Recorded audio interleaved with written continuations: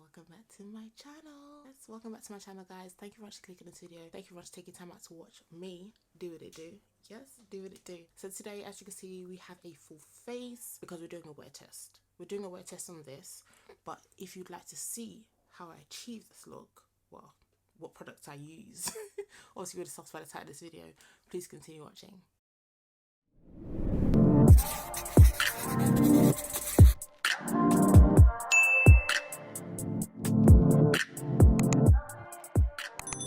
Yes, welcome back. So today we're going to be doing, oh Jesus. So today we're going to be doing a review on, not so new, but new to me. Yeah, this is the foundation we're going to be reviewing today. Ambient Soft Glow Foundation from Hourglass. And the shade that I got is 17.5. This is the darkest shade in the whole range. So if you're a sister shade to me, this might be our color. So I'm going to prime my face using the Fenty Soft Matte, well, Pro Filter Instant Retouch Primer. And because I am going to church, I'm going to use,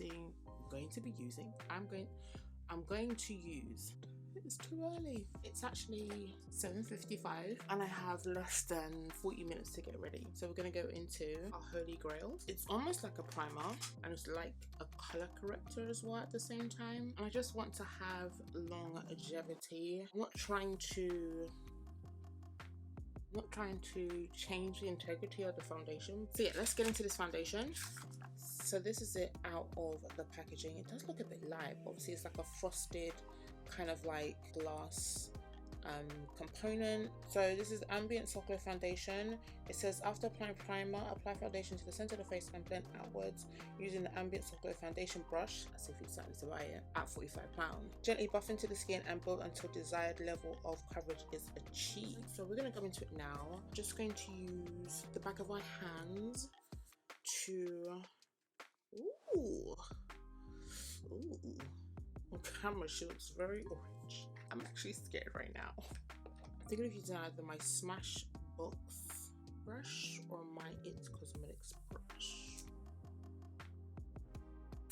I ain't gonna use this in a while. Let's go with this. Blurring foundation brush from Smashbox. So we're gonna use this. Yeah, it's been a while since I've used this brush anyway, but I really like this brush. So we're just gonna get this and we're gonna stick this on the face. Ooh. Doesn't have much of a scent, and as you press it in, it kind of just like gets in there. Like this is on the brush. I normally don't put foundation on my forehead like this one. Maybe because of the primer underneath, but the coverage on this, jeez. Can you guys see? This is foundation. I know it's hard to tell because of the primer that I use, but I really need to use that primer because of the long day that I'm gonna have.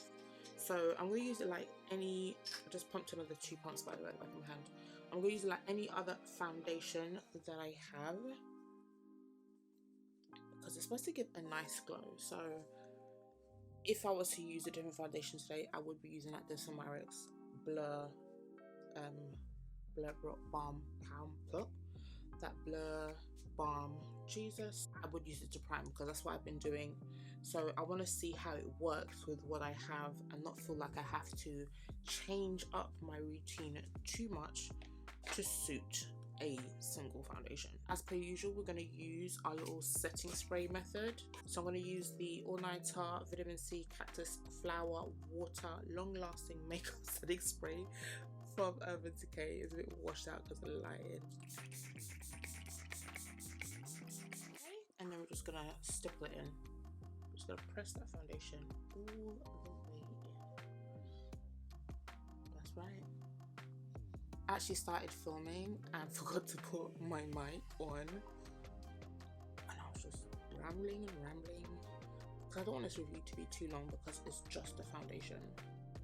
But this foundation is said to be long lasting and leaving you with a nice finished glow and kind of have like a nice skin-like finish. Yo.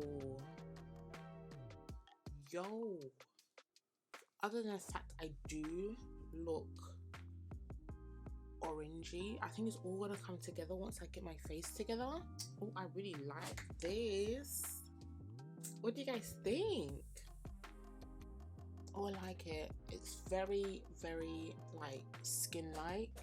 I had Five Guys and they use pin oil, so that's why I have excess spots, especially this one that doesn't want to go. Anyway, yeah, this is the foundation on my face. It looks nice, it looks smooth, it feels light, even though it did come out thick. It wasn't too liquidy in consistency. It was easy to spread out, like easy to blend. I'm not getting like that tacky feeling, if that makes sense. It just feels really, really good.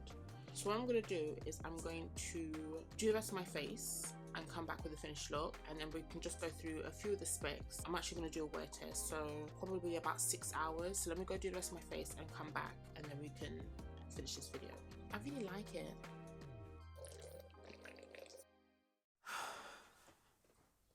I'm so tired. My lace was lifting and no one told me at church. Like, you're supposed to tell someone if their lace is lifting. That's how hot it was. Obviously, I've just come back. I am so ready to take this off. I just remembered that I needed to come back on camera and show you guys what I look like. It's currently 4:07. Am I taking screenshots? It's 4:07, as you guys can see. And this is what my face is looking like. I kid you not, right? I didn't powder. It was so hot. I can't even explain. Even the weather is not like super hot outside, right? But it was humid where I was, as in like, because there was a lot of people and it was just a lot of dancing and stuff like that. There was like two other people that was like in our group beading sweat after like dancing, as in like the sweat was beading off their faces. Mine wasn't. I haven't powdered, guys. Look at my face. Like, what is going on? Can we just, as in like, it's ridiculous. Please don't wash my edges, okay? Standard for me, nose always gets oily. I tend to separate a bit, but not as bad. I mean, you guys can see like the light is bouncing right off there. Standard. T-zone, like my T-zone area is normally quite oily, but today it's just the nose area. It's just here. And even like the sides of my nose has not even creased. Normally I would get a bit of creasing, slight bit of separation like I would on my nose. I wouldn't say it has a glow, but it has a really nice finish. I'm sure that if I kept it on longer, the oils would still kind of naturally come through. So let's read what it says about the actual product. So I bought mine off the Cult Beauty website, and when I bought it, I think I got 20% off. I mean, I always found a bargain, do you know what I mean? And I collect points as well, so I'm able to get some money off as well, because there's like this whole reward scheme on Cult Beauty. It has a natural soft glow finish. It's medium to buildable. It has a non-comedogenic vegan formula, blue light protection, and 16-hour wear. This is about what, 8 hours? Because I think I put it on around 7:30 after the back of the footage to find out what time I actually put down. Even if I finished my makeup around 8:30, right? This would have been what, 8 hours of wear, 8.5 hours of wear, which is not bad. The fact that I didn't powder, the fact that I didn't have to blot, I didn't do anything to my face. So it's 27 shades. There's a lot of half shades in between, and I got the darkest shade that they have. 17.5 is the darkest shade, and this is what it looks like. If you ask this shade to me, it's a good shade. Don't mind the separation that you're seeing, which is my face and my neck. My neck is dark due to having pigmentation and other stuff. But anyway, yes, so as you can see, I have a lot of, you know, brownness going on. I think it's a good foundation. It does retail for £46 on the Cult Beauty website. It is a high price. It is slightly pricey. I think in regards to my foundation collection, this is the third priciest. Pat McGrath was £65, or was it £60? I need to be wearing this foundation a little bit more to kind of figure out if it's something that I can say, yes, go ahead and get it. But based on my first experience and doing this wear test, it is long lasting. My final verdict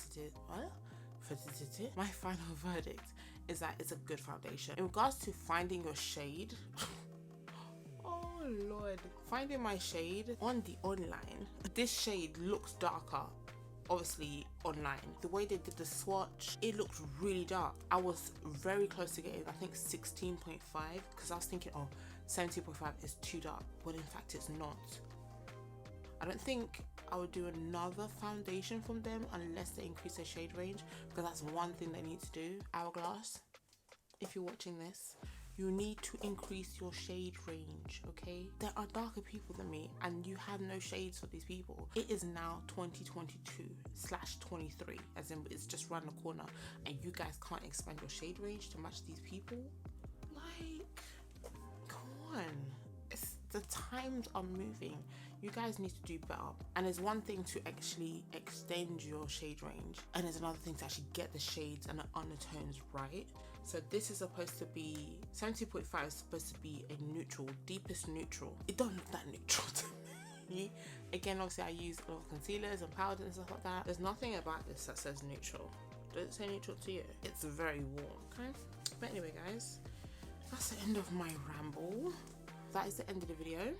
I have come back. I have shown you what I look like after 8 hours of wear, and it's not half bad. Do you need to get it? You can go get it. Just remember it's 46.